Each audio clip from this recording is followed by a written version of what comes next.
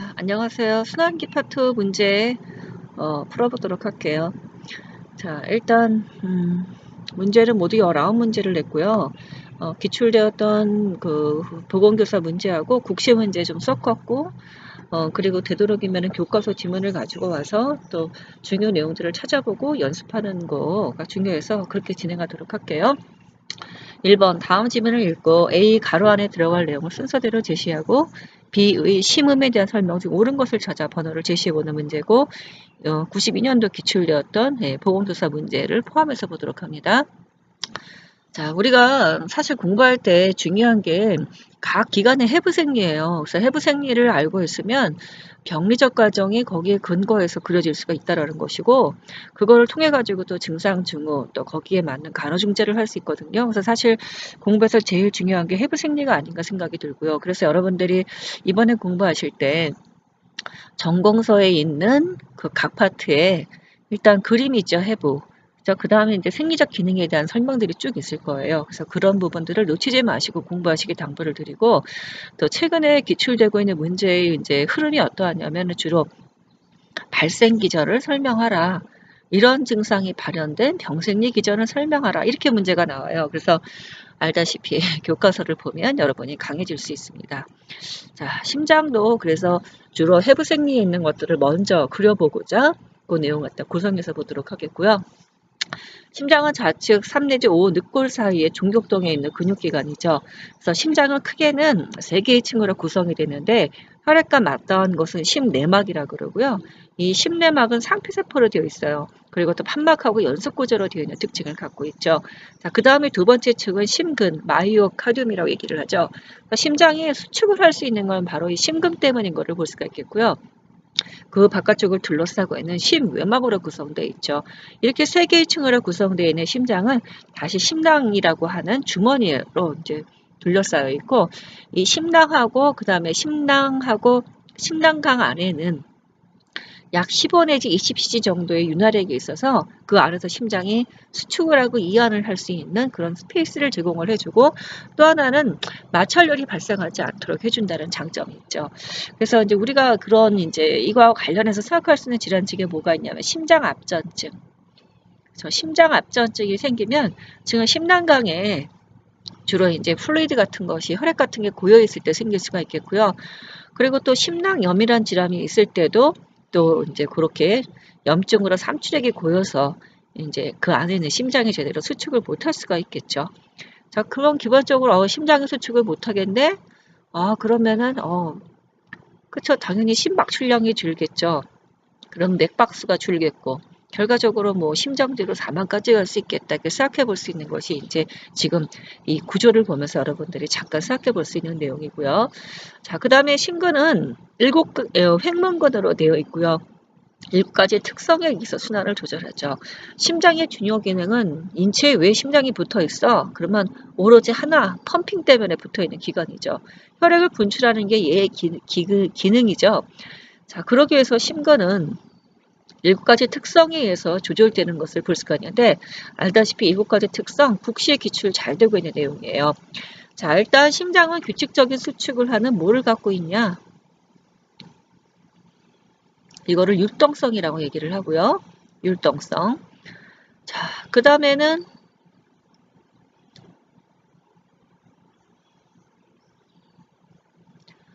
율동성. 그 다음에는 자극에 반응하는, 이거 뭘 갖고 뭐라 하냐면 흥분성. 자극에는 반응하는 흥분성. 그래서 우리가 왜 심정지가 됐을 때 보면은 바깥쪽에서 심장 압박을 하잖아요. 그것도 자극을 주는 거죠. 이 흥분성 특성을 갖고 있기 때문이죠. 자, 그런데 심장은 이렇게 지속되는 강한 자극은요, 어느 순간에는 반응하는 흥분성은 있지만 이게 지속되면 그 다음에는 반응하지 않는 불응성을 갖고 있어요. 그러니까 사실 그래서 심장이 규칙적으로 잘 띄므로써 뭐를 할 수가 있냐면 전신에 혈액을 공급할 수 있는데 계속적으로 이렇게 심장이 수축을 해야 되는 문제가 생겼다. 그러면 결과적으로 이건 어떠냐면은 충분한 혈액을 공급하지 못하죠. 즉 불응성 갖다가 놓쳐버리게 되면 그렇다는 거죠. 우리 또 정상 EKG에서 보게 되면 심방이 뛰었다가 그쵸, 잠시 쉬었다가 다시 심실이 뛰는 것을 볼 수가 있죠. 그 중간중간에도 또 그러니까 QRS가 있고 난 다음에 T파가 잠깐 나타나서 심실이 완전히 이완되고 나면 다시 또 전극이 제로인 상태가 있어요. 그거 지금 불응성인 상태인 거죠. 즉 우리가 이 케이스에서 보게 되면은 가로축, 세로축이 있는데 가로축은 시간을 얘기하고 세로축은 전압을 얘기하죠. 전압에서 지금 보면은 그 그래프에 바닥선하고 같이 있다는 것은 뭐냐면은 그때는 전기적 흥분이 없다는 것이겠고 결국은 불응성을 뜻한다고 보시면 될 것 같아요. 이 불응성이 없이는 심장이 정상적으로 또 제대로 수축하기가 어렵다는 거죠. 그걸 불응성이라고 얘기를 하고요. 자, 그 다음에 수축에 이어서는 자극에 또 반응하지 않는 불응성이 있고 오심방의 상대인 상부 쪽에 오심방에 상하 해가지고서 이제 정맥이 있겠죠. 그럴 때 오심방의 상부인 상대정맥의 구하고 심장의 개구부 쪽에 밑에 뭐가 있냐면 동방결절이 있어요. 여기서 전기적 충격을 발생을 하죠. 그래서 좌우 심방 중격, 좌심방, 우심방의 중격에 하부 쪽이면서 되돌아 우심방 쪽으로 해서 심내막하에 위치하는 그거 다 우심 쪽이에요. 우심방, 심내막에 위치하는 방실결절로 전달이 되죠. 즉 동방결절 생긴 전기적 충격이 방실결절로 전달이 되죠. 자, 그럴 때 심방이 수축을 해요. 전달되면서. 그때 우리가 이 케이스에서 볼 수 있는 것이 바로 뭐냐면 피파가 나타나는 것을 볼 수 있죠. 그래서 국시에 기출되고 있는 문제들이에요. 피파가 의미하는 것이 뭐냐? 이거는 심방의 수축을 의미한다. 다시 심실 중격 상부에 다시 심실 중격, 이제 심방 중격하고 우심에 있었던 심실 중격으로 전달되고 난 다음에 다시 심실의 중격에 약간 상부 쪽에 우측의 심내막하에 위치하는 번들스 오브 히즈로 전달이 되고 그때 좌우심실이 수축하는 것을 볼 수가 있죠.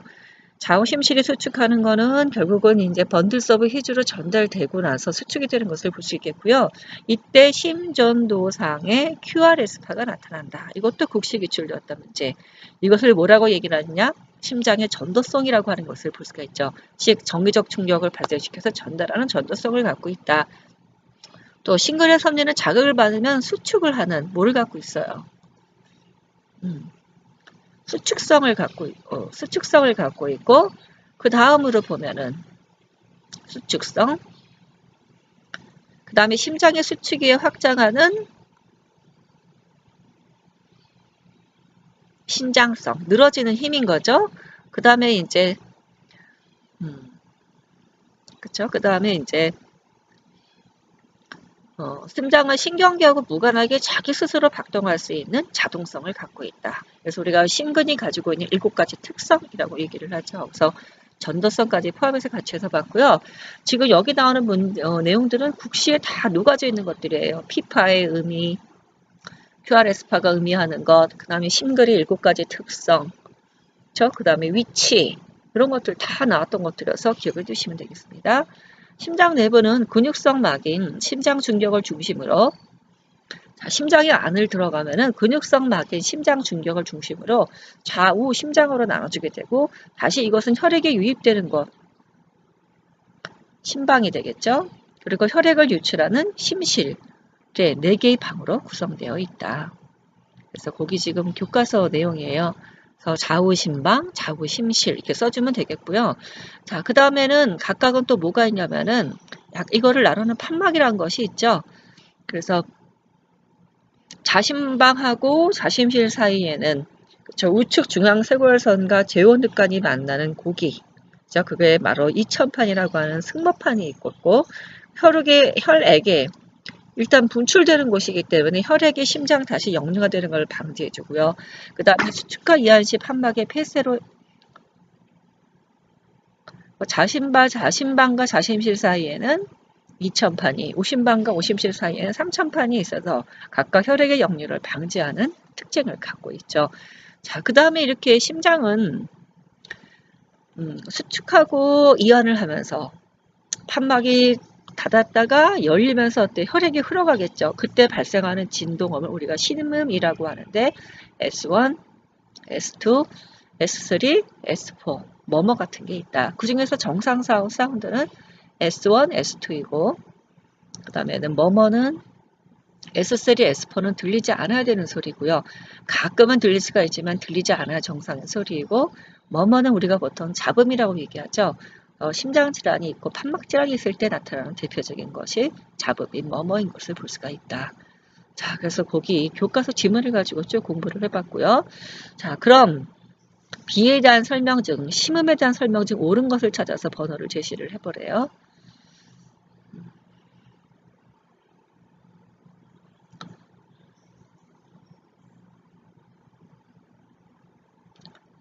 자, 제1심은 심실 확장 직후에 대동맥 판막과 폐동맥 판막이 대동맥 판막은 이렇게 에올탑으로 나가죠. 그래서 여기 중앙 흉골이 있고 늑골 아래쪽으로 보면 두 번째 늑간이 있죠.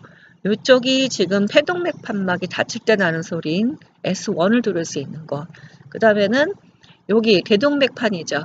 여기가 에올타다. 그렇죠. 이쪽이 대동맥판. 그 다음에 펄마나리 아테리 쪽 여기가 지금 폐동맥판이 되는 거죠. 각각 이게 닫힐 때 나는 소리를 갖다가 S1이라고 부르고요. S2 심음은 S 심음의 심실 확장기 초에 일어나는 심실의 충만 소리로서 청진상 잘 들린다. 예. 자, 여기서 지금 보면은 S2 심음은 대동맥 판막과 지금 맞는 걸 찾는 거죠. 이게 참 헷갈려요. 하다가 보면 이게 맞는 거 틀린 거 정말 헷갈리는데 여러분도 이게 조심하도록 해야 되겠고요. 지금 조금 전에 얘기했던 거는 바로 제1심음이죠. 제1심음은 제2심음인 거죠. 제2, 1 이렇게 되는데 여기 1심음은 승모판하고 삼천방이 닫힐 때 나는 소리가 되겠죠. 좌측 중앙생골선과 제온득각이 만나는 곳. 거기가 지금 말추럴 밸브인 승모판이 위치이고요. 거기가 닫힐 때 나는 소리가 S1. 그 다음에 여기 다섯 번째 늑각 흉골하고 만나는 곳에 있는 것이 삼천판이 되겠죠. 거기가 삼천판이 닫힐 때 나는 소리. 그러니까 우리가 첫 번째 보통 제1심은 그러면은 여기가 제일 중요해서 여기 소리부터 닫고요. 그만큼 중요하기 때문에 제1이란 말이 붙어 있죠. 제2심음은 여기 지금 이완계 들리는 소리죠. 닫힐 때 나는 소리. 아까 여기 참. 그렇게 했고 제3심음은 심실 이완기 초기에 심실이 이렇게 충만되는 소리죠. 심실이 수축을 하고 나면은 다시 이완이 될 때 어때? 혈액이 다시 고일 거 아니에요? 그때 나는 소리가 되겠고요. 제4심음은 이완기 말에 청진되는 소리가 제4심음인 것을 볼 수 있죠. 그래서 여기 지금 옳은 것을 찾아보는 것은 답은 2번이 되는 거죠. 자, 청진상 제2심음 여기는 제1심음 후에 심장 확장기 초에 일어나는 심실의 충만 소리로서 청진상 잘 들리고 제1심음은 여기 2천판, 3천판에서 들리는 소리 갖다가 얘기를 한다. 자, 그 다음에 2번 들어가서 보도록 할게요. 다음 지문을 읽고 가로 안에 들어갈 내용을 순서대로 제시해보는 문제이고요. 이렇게 지문을 읽어서 시험을 볼 때가 굉장히 긴장들을 한다 그래요. 왜냐면 제가 지금 하는 것처럼 이걸 잘못 볼 때가 있어요. 그리고 또 읽다가 보면은 이게 뭐였지? 이게 순간적으로 혼동을 할 수가 있거든요. 그래서 지문을 읽는 연습을 많이 해보시라고 해서 지문을 길게 잡고 있습니다. 심실 수축 시에 심실에서 동맥계로 분출되는 1의 심박출량을 박동량이라고 하고 평균 70cc이다. 그러니까 1분 동안에 분출되는 혈액량은 얼마이냐면은